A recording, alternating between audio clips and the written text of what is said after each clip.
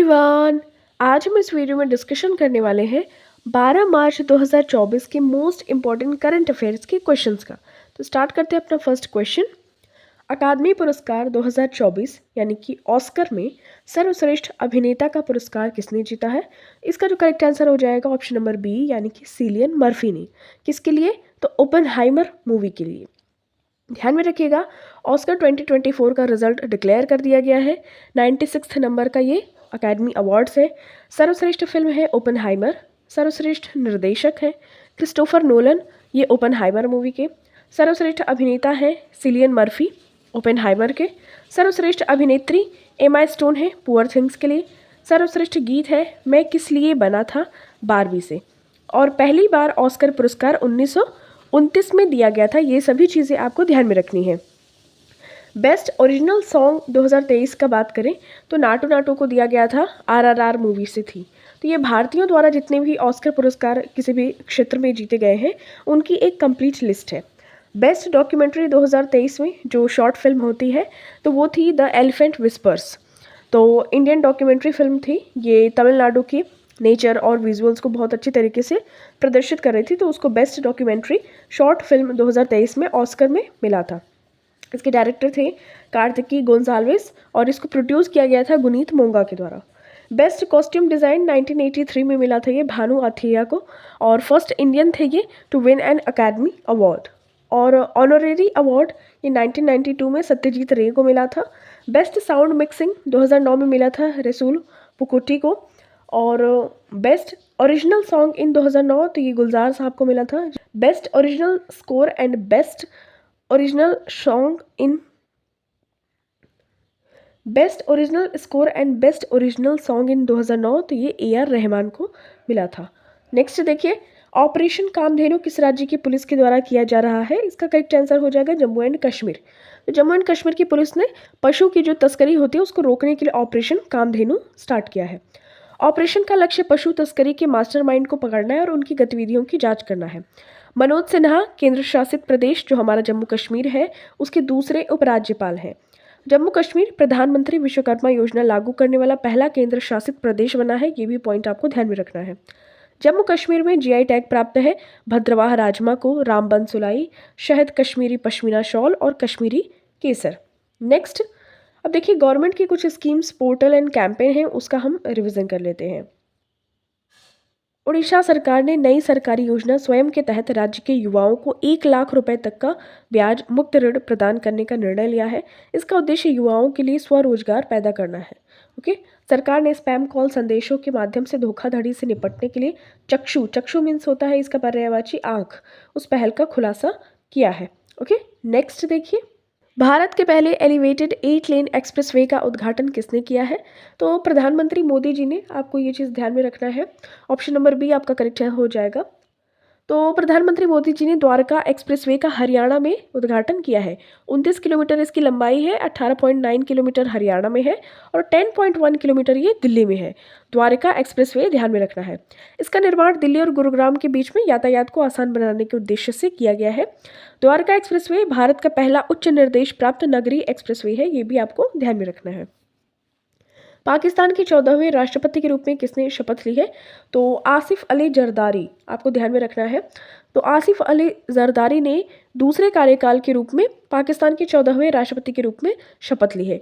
तो शाहबाज शरीफ को पाकिस्तान के प्रधानमंत्री के रूप में नियुक्त किया गया है। और रेड क्लिफ रेखा आपको पता ही होगा कि भारत और पाकिस्तान के बीच में सीमा का नाम है। पाकिस्तान के साथ सीमा साझा करने वाले जो भारतीय राज्य हैं वो हैं जम्मू कश्मीर, राजस्थान, गुजरात और पंजाब। सीमा की कुल लंबाई है 3323 किलोमीटर। पाकिस्तान की बेनजीर भुट्टो ने ये किसी भी मुस्लिम राष्ट्र की पहली महिला प्रधानमंत्री थी। ये सभी पॉइंट्स बहुत ही इंपॉर्टेंट है, आपको ध्यान में रखनी है। ठीक है, नेक्स्ट, केंद्रीय मंत्री नारायण राणे ने हाल ही में किस राज्य में MSME प्रौद्योगिकी केंद्र की आधारशिला रखी है? तो union minister Narayan Rane recently laid the foundation stone of MSME technology centre in which state? तो ये महाराष्ट्र आपको ध्यान में रखना है। ठीक है, तो महाराष्ट्र में केंद्रीय मंत्री नारायण राणे ने महाराष्ट्र के सिंधुदुर्ग में MSME प्रौद्योगिकी केंद्र का उद्घाटन किया है। इन्होंने सिंधुदुर्ग औद्योगिक महोत्सव और स्वरोजगार सम्मेलन का भी शुभारंभ किया है। MSME प्रौद्योगिकी केंद्र की अनुमति परियोजना लागत 182 करोड़ रुपए है। ध्यान में रखना है। केंद्र का उद्देश्य तकनीकी प्रगति को बढ़ावा देना है और क्षेत्र में सूक्ष्म, लघु और मध्यम उद्योगों यानी कि एमएसएमई का समर्थन करना है। एमएसएमई मिनिस्टर भी है नारायण राणे जी, इसलिए इन्होंने सूक्ष्म, लघु और मध्यम उद्यमों का समर्थन किया है। भारत के किस राज्य में दुनिया की सबसे लंबी ट्विन लेन सुरंग का उद्घाटन किया गया है?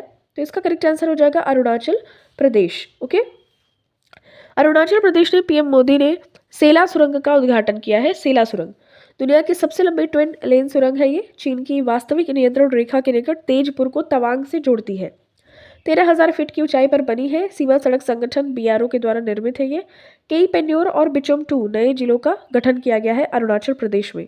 यह भी मोस्ट रिसेंट की न्यूज़ है, ध्यान में रखना है। ओके, सीमा सड़क संगठन की बात करें तो इसकी स्थापना 7 मई 1960 को हुई थी। Lieutenant general Raghu Srinivasan BRO के महानिदेशक हैं। उद्देश्य इसका भारत और मित्र राष्ट्रों की सशस्त्र सेनाओं को बुनियादी ढांचा प्रदान करना।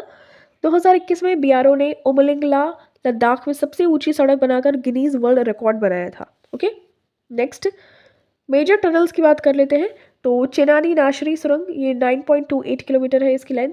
जम्मू और कश्मीर में है। ये भारत की दूसरी सबसे लंबी सड़क सुरंग है। ओके, अटल टनल 8.8 किलोमीटर है, ये हिमाचल प्रदेश में है। पीर पंजाल 11.21 किलोमीटर, ये जम्मू और कश्मीर, भारत की सबसे लंबी रेलवे सुरंग है। गोटहार्ड रेल सुरंग 57 किलोमीटर है, ये स्विट्जरलैंड में है। दुनिया की सबसे लंबी रेलवे सुरंग है गोटहार्ड रेल सुरंग, स्विट्जरलैंड में। संतोष ट्रॉफी 2023-24 का खिताब किसने जीता है? मोस्ट इंपॉर्टेंट क्वेश्चन है ये, यानी कि ये सर्विसेज ने जीता है। ठीक है, तो देखिए संतोष ट्रॉफी 2023-24 यह प्रतिष्ठित फुटबॉल प्रतियोगिता का 77वां संस्करण अरुणाचल प्रदेश में आयोजित किया गया था। ये सभी तीनों ही मोस्ट इंपॉर्टेंट पॉइंट है, ध्यान में रखना है। इसका विजेता सर्विसेज रहे हैं यानी कि सेवा, और उप विजेता गोवा रहा है। शीर्ष गोल स्कोरर है फिजाम सनाथोई मेटेई, मणिपुर, और 9 गोलों के साथ में है ये। ठीक है, ये कहाँ से बिलोंग करते हैं? मणिपुर से है। इन्होंने 9 गोल किए थे। सर्वश्रेष्ठ खिलाड़ी समीर मुर्मू, सर्विसेज से ही है। सर्वश्रेष्ठ गोलकीपर सैयद बिन अब्दुल कादिर, ये भी सर्विसेज से ही है। तो सर्विसेज विजेता है, ध्यान में रखिएगा संतोष ट्रॉफी का। तो ऑल इंडिया फुटबॉल फेडरेशन के द्वारा इसको किया जाता है ऑर्गेनाइज, और इसकी स्थापना 1941 में हुई थी। पश्चिम बंगाल सबसे ज़्यादा सफल टीम है। इसके अंतर्गत 32 खिताब पश्चिम बंगाल को मिले हैं। आयोजन इसका अखिल भारतीय फुटबॉल महासंघ AIFF के द्वारा किया जाता है। AIFF की स्थापना 1937 में की गई थी और वर्तमान अध्यक्ष है कल्याण चौबे। ओके, फुटबॉल से संबंधित जो भी ट्रॉफियां हैं, फीफा कप है, और अभी इसके 2023 के विजेता अर्जेंटीना रहा है। रोवर्स कप है, कैसर कप है, Subroto Mukherjee cup, Euro cup, Durand cup और मर्डेका कप, ये सभी फुटबॉल से संबंधित ट्रॉफियां हैं। ओके, प्रधानमंत्री मोदी ने किस राज्य में लचित बोरफुकन की 125 फुट ऊंची प्रतिमा का अनावरण किया है? इसका करेक्ट आंसर हो जाएगा असम। मोस्ट इंपॉर्टेंट क्वेश्चन है, ध्यान में रखिएगा। असम के जोरहाट में अहोम सेनापति लचित बोरफुकन की 125 फुट ऊंची वीरता की मूर्ति का अनावरण किया है। कितने फुट ऊंची है ये? तो 125 फुट ऊंची है। प्रसिद्ध मूर्तिकार राम वनजी सुतार ने मूर्ति का निर्माण किया है, जो कि 41 फीट ऊंचे पेडेस्टल पे खड़ी है, जिसकी ऊंचाई कुल 125 फीट है। लचित बोरफुकन ने अहोम साम्राज्य में महत्वपूर्ण भूमिका निभाई थी, जो कि असम को शासित करता था। यह मूर्ति साहस, वीरता और असम की समृद्ध धरोहर का प्रतीक है। तो ध्यान में रखिएगा, 125 foot tall statue of Lachit Borphukan ये असम स्टेट में है। ओके, अब अहोम साम्राज्य कौन सा था? तो ये यहाँ पे असम में थे, अहोम किंगडम, और अहोम साम्राज्य ने असम पर शासन किया था। लचित बोरफुकन अहोम साम्राज्य का एक महान सेनापति था। अहोम साम्राज्य की स्थापना 1228 में हुई थी, और इन्हें 1671 के सराय घाट की लड़ाई में उनके नेतृत्व के लिए जाना जाता है। सराय घाट की लड़ाई, ध्यान में रखिएगा, 1671 में हुई थी। अब पूछे जा सकते हैं ये सभी क्वेश्चंस। किस व्यक्ति को NHPC लिमिटेड के अध्यक्ष और प्रबंध निदेशक के रूप में नियुक्त किया गया है? इसका करेक्ट आंसर हो जाएगा राजेंद्र प्रसाद गोयल को। राजेंद्र प्रसाद गोयल को NHPC लिमिटेड के चेयरपर्सन और प्रबंध निदेशक नियुक्त किया गया है। और ये जो NHPC लिमिटेड है, ये भारतीय जल विद्युत उत्पादन कंपनी है। मतलब जो पानी से बिजली उत्पादित किया जाता है, वो एक इस तरीके की कंपनी है, और राजेंद्र प्रसाद गोयल इसके चेयरमैन और प्रबंध निदेशक बने हैं। नेक्स्ट अपॉइंटमेंट्स का रिवीजन कर लेते हैं।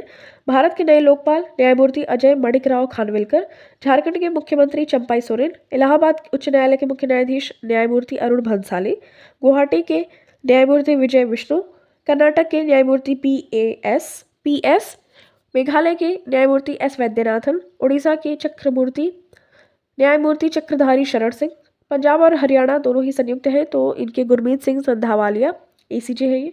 राजस्थान के न्यायमूर्ति मणिंद्र मोहन श्रीवास्तव, उत्तराखंड के रितु बाहरी, उत्तराखंड की पहली महिला चीफ जस्टिस। यहाँ पे भी कुछ अपॉइंटमेंट्स का रिवीजन करते हैं। उपथल सेना अध्यक्ष तो ये लेफ्टिनेंट जनरल उपेंद्र त्रिवेदी है, ध्यान में रखिएगा। आईआरसीटीसी के सीएमडी संजय कुमार जैन, जो खाने वगैरह बनाए जाते हैं उसके जो हेड होते हैं संजय कुमार जैन, जो ट्रेन में खाने मिलते हैं उनके। आईसीएआई के अध्यक्ष हैं रंजीत कुमार अग्रवाल। अंतर्राष्ट्रीय न्यायालय के अध्यक्ष हैं लेबनान के न्यायाधीश नवाब सलाम।